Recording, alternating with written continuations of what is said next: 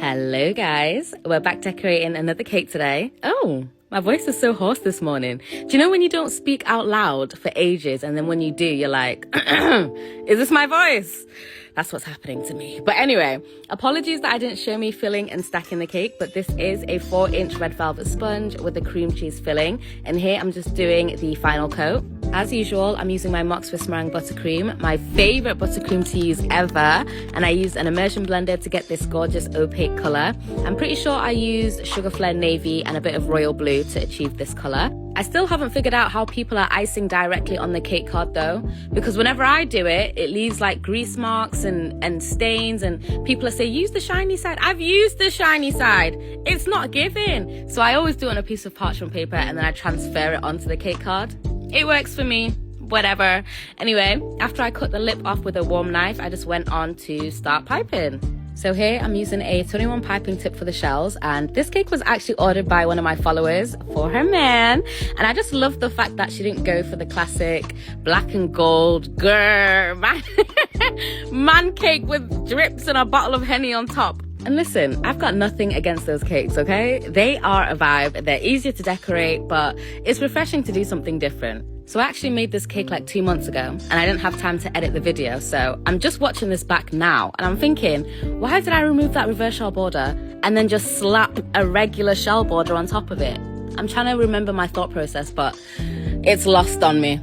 Regardless, the theme of this cake was Greece. So she wanted different shades of blue and white for her Greek king, and I'm so here for it. Listen, Greece was my first solo holiday and I will never forget it. It was literally amazing. The food, the people, the views, everything about it. I love that country, so I was very excited to do this cake. As you can see, I did mess up my drop lines a little bit, but easy fix. I just put my cake in the freezer and then I picked it off with my little paintbrush. Oh, I just remembered why I removed that reverse shell border. Okay, so in my head, right? My thought process is so funny to me. But in my head, Greece has a lot of lines, like it's a very linear flag. So I wanted to mirror that in my design. So instead of just doing a chunky reverse shell border, I went ahead and used my 14 piping tip just to add subtle lines to the design. Do you get what I'm saying? Anyway, I used the number 16 just to add some shells in between those peaks. And when I do it, I start in the middle, apply the most pressure on the way down and then swing up. And that's what gives it that teardrop shape. At this point, I was very happy with the cake. It looks very pretty, but still very masculine. But I thought I needed more white. So I used a number 2 piping tip and did these teeny tiny dots all around the border, like a little beaded border. And this is where it all went downhill.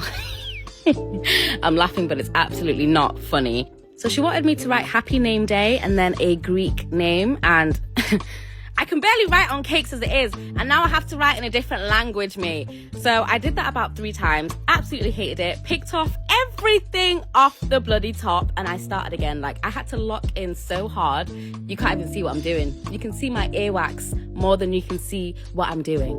I think this was my 4th attempt, and I did not want to do it again, so I literally practiced on my scraper like 10 billion times, and then I wrote, I don't even know how to pronounce that, but I wrote it in Greek and it looks legible. So I was extremely happy with myself. Like, yeah. All that was left to do was rectify my previous mistakes. So I redid the borders, and doing this inside border was so nerve-wracking, but we got it done with no mistakes. I finished off the cake with some glitter. Yes, she requested glitter, the sparkly one. So I was living, and here is a final spin of the cake. Honestly, I ate that. But when have I ever not eaten? I'm fed. My customer was so happy with the cake, and she was super impressed that I managed to write the name down as well.